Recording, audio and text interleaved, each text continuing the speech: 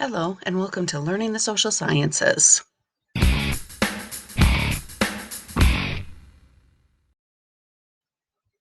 Today we're going to be learning about intelligence for psychology. So, what is intelligence?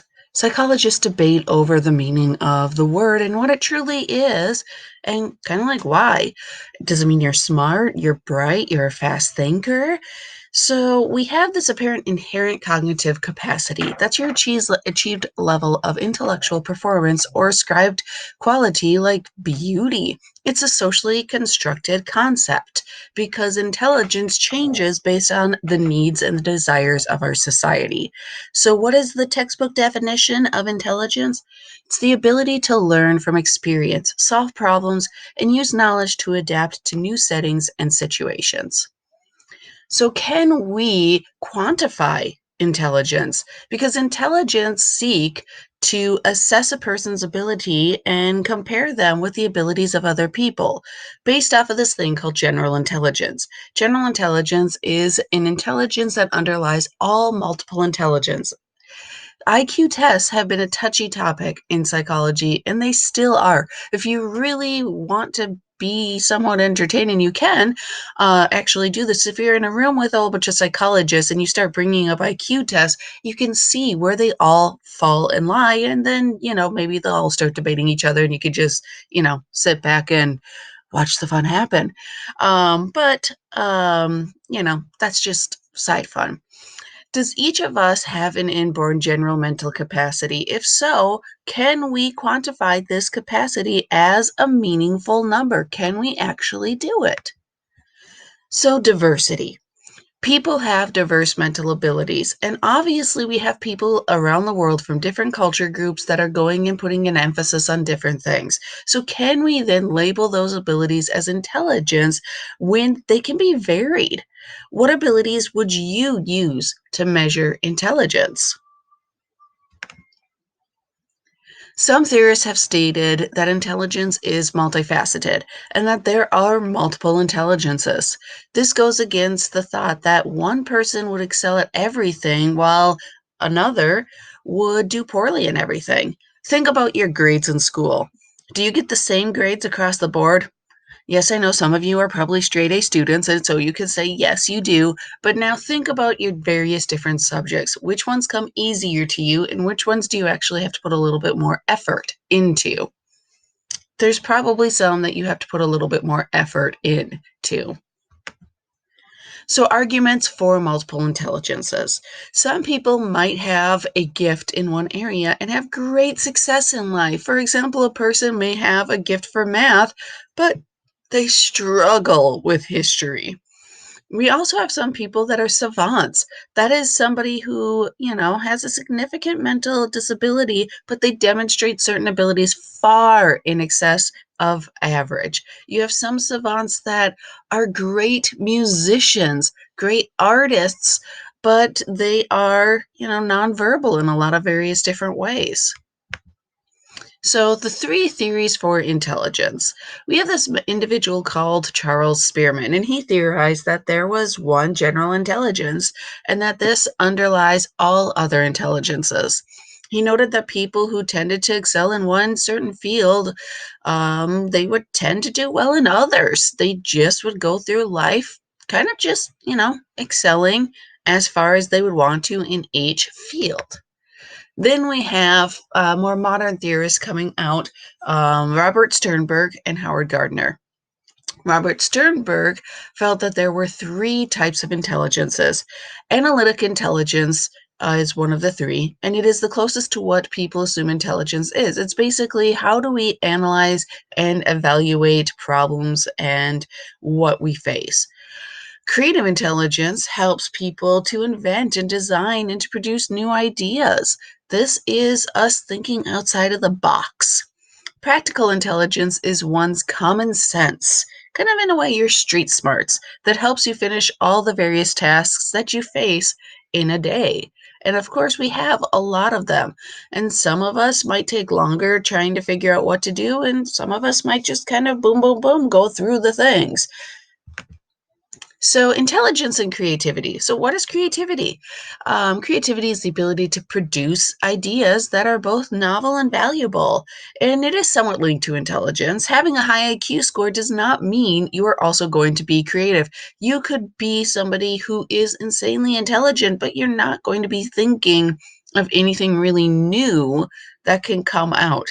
Personality traits that promote divergent thinking are more important than a high IQ score for creativity. Sternberg identified other five components for divergent thinkers and creativity, but we're not going to be going into them here. But if you'd like to on your own, you can definitely do that. The other major theorist is Howard Gardner. Gardner proposed that there are 8 separate intelligences that people have. Now, some psychologists have argued that he's gone way too far by bringing in 8 of them. For example, they might be hesitant with using music and bodily kinesthetics as a form of intelligence.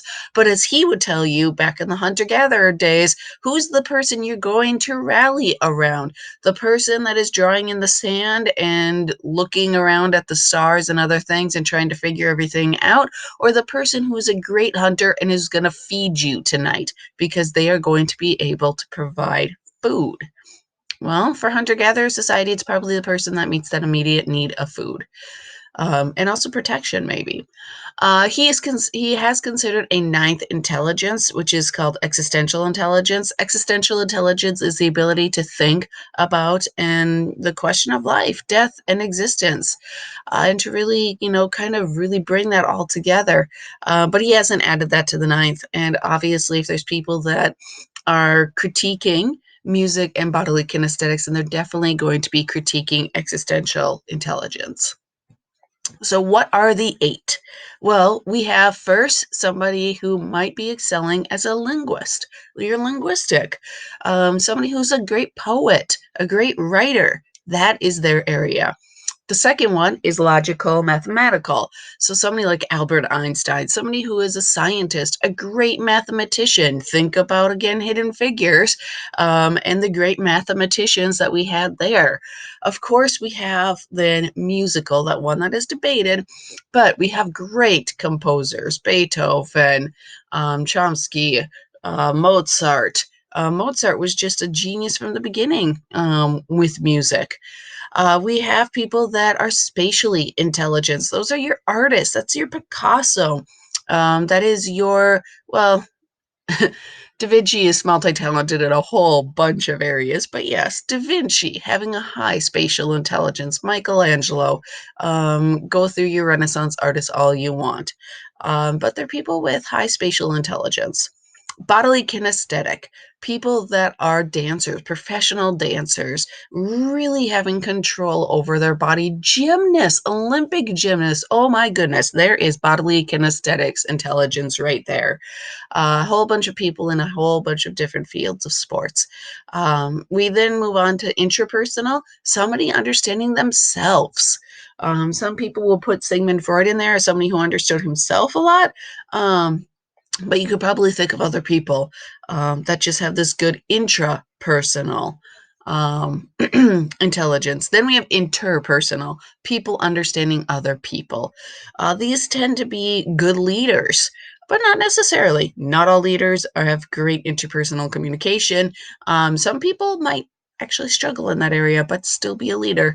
But still, with interpersonal communication, if you think of somebody like Mahatma Gandhi, who really sat there and spent a lot of time talking to people, then he would be somebody that you could put there on an interpersonal scale. Martin Luther King Jr., interpersonal scale.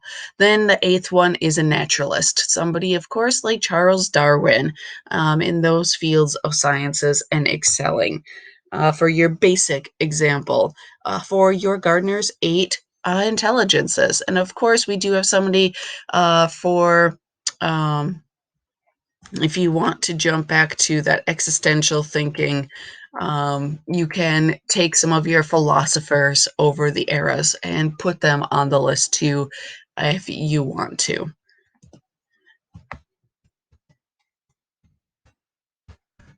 So, moving on to the actual intelligence test.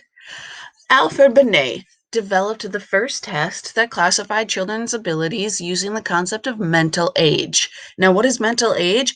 It's the chronological age that corresponds to the difficulty of kind of a question that you have achieved mastery of. So if you go and take one of his tests, well, his tests that he gave, and you answer the questions that an 8-year-old would get, then you have the mental age of an 8-year-old. And of course, the vast majority that would be at that level would be an 8-year-old. But sometimes you might have a child that excels at a younger age. So they might be a 6-year-old at an 8-year-old level, or sometimes we might have somebody that is a 10-year-old, but at an 8-year-old level for that. Now, why does Alfred Binet go and create this? Well, France started to educate all children at one period. They passed all the legislation, they had that, and so they wanted a test to make sure that students would be placed in the right class. Because if you just go by age and you just create this new form of education for the masses, well, you might have a whole bunch of students that by age are going to not necessarily be at the right point, say with reading, writing, and arithmetic. So Benet made this test, but Benet worried about future intelligence tests and what this test and others could do. He created a test for a temporary situation, and now it might be something that is going to be applied elsewhere.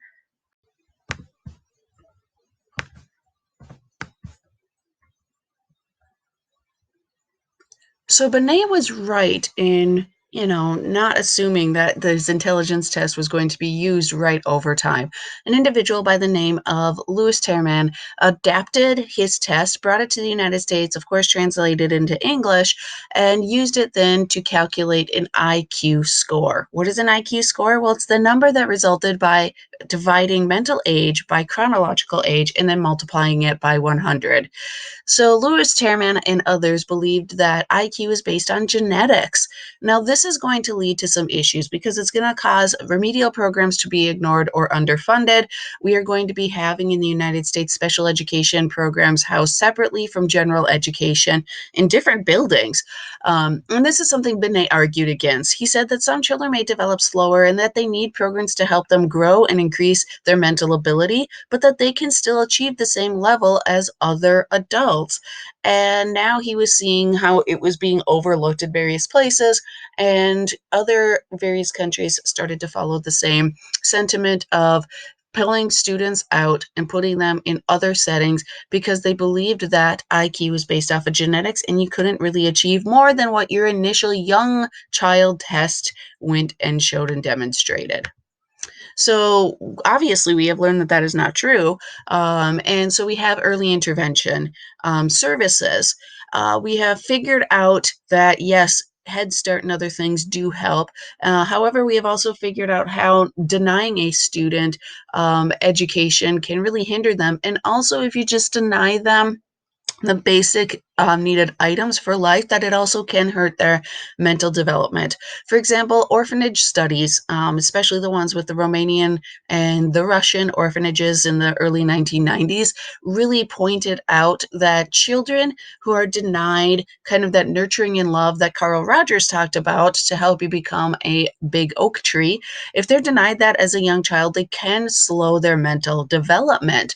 And so other children that might be in a neglecting situation, it becomes all the more important for them to get into an environment of love and care, and then to try, if they are, say, preschool age, to get them into like a Head Start program to start pushing forward their education so that they can catch up to their peers because they still do have that mental ability. It's just that they have had a lot of other issues to have to deal with.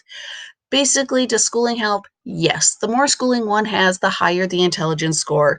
If you take a test at the age of 25, continue to learn throughout your life, maybe even returning and getting higher degrees, then you might notice at the age of 60, if you retake an intelligence test, that your score has increased. It's not set for your entire life.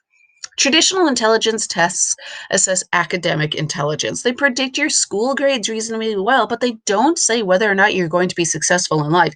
You could be a student that got C's all throughout high school, and you might be highly successful. Why? Because you know how to do the one thing that you're going to be doing. and you can have a lot of success in it. You might also have other character components like charisma that might help you through life. And so Sternberg and Gardner agree that multiple abilities can contribute to your life success. Now, the testing of intelligence has improved and evolved over time. We have the Wechsler Adult Intelligence Scale created by David Wechsler, and this is a intelligence test that is used, for example, in special education services. So it is 12 subtests that come together to then complete the full test. And with it, there's actually 3 different tests for 3 different age groups so that, somebody who is 5 years old is not going to be taking the same test as somebody who's 16 years old. They're going to have different abilities. But this test can show a reading and language disability if a student would have to have one. The WAIS measures overall intelligence and 11 other aspects related to intelligence that are designed to assess clinical and educational problems. So, standardization. Defining meaningful scores by comparison with the performance of a pre-tested standardization group. An IQ test was first tested by a pre-group to create the scoring system for the general public. And so with that, we then have the creation of the normal curve for IQ. What is a normal curve? It's a symmetrical bell-shaped curve that describes the distribution of many physical and psychological attributes. So the vast majority of us are going to be falling in the center of that bell, and there's going to be fewer and fewer people going out towards the extremes on the far right and the far left. And that's just how it works. So what we've noticed, though, over the past 60 years is that intelligence scores keeps rising at an average of 27 points. So the question is this because of education and educational services? Do they move up because we have started to provide things like Head Start, that we are really getting students on a good system? Well, if you want to have fun, go look up the Flynn effect in psychological journals and read the various theories for why this is happening. So, assessing intelligence, we have the aptitude test and the achievement test.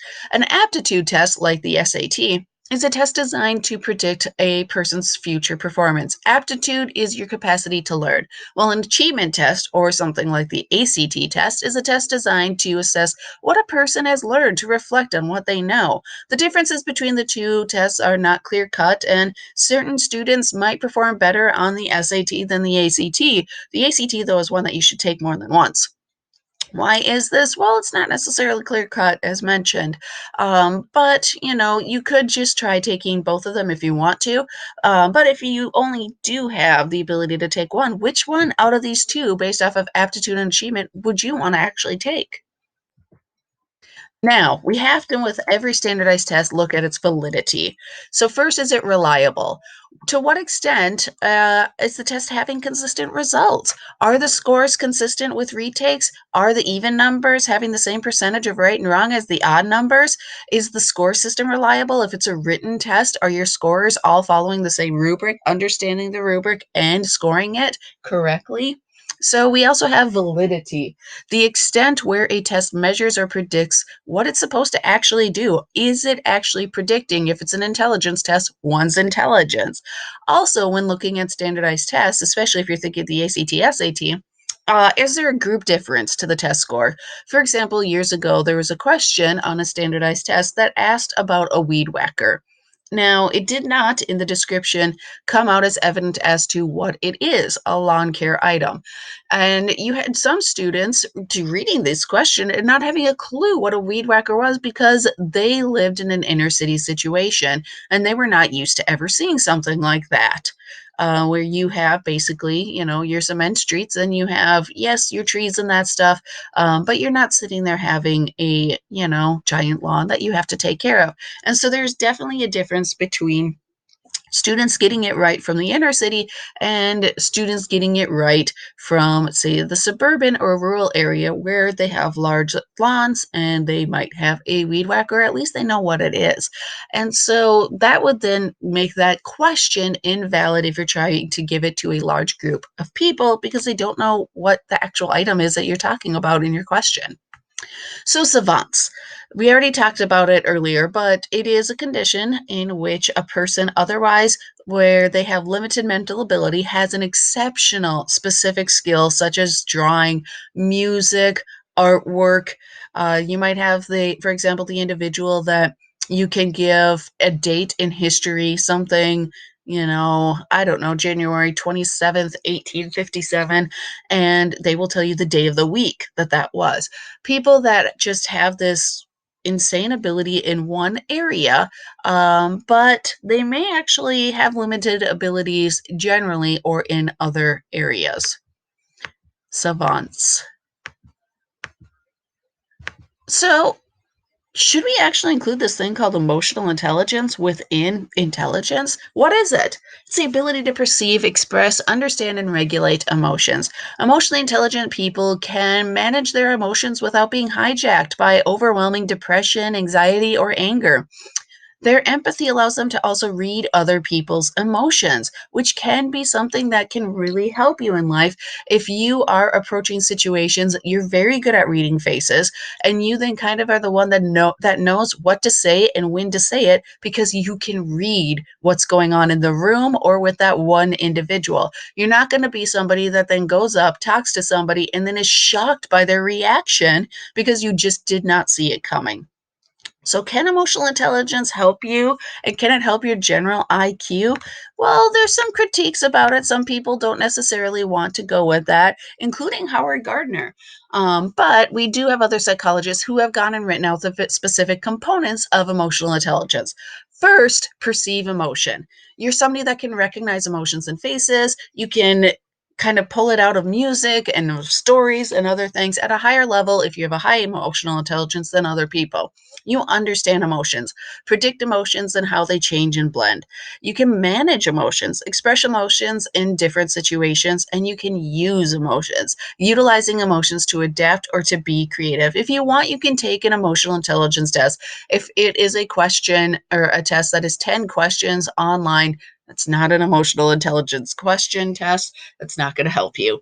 But maybe when you're in college, you can go visit the psychology department and see if somebody wants to give you one. Anyway, like I mentioned, Howard Gardner and other psychologists have criticized the idea of an emotional intelligence. They believe that it's, being stretched too far when we apply emotions to our intelligence. It can be categorized as something separate. Keep it within the realm of emotions. Don't bring it over to the to the general intelligence. So, yeah, that's something up for debate. We'll figure out where that goes sometime in the future. Anyway, this was the lecture on intelligence. If you have any questions, please comment below. Thank you very much for listening. Bye-bye.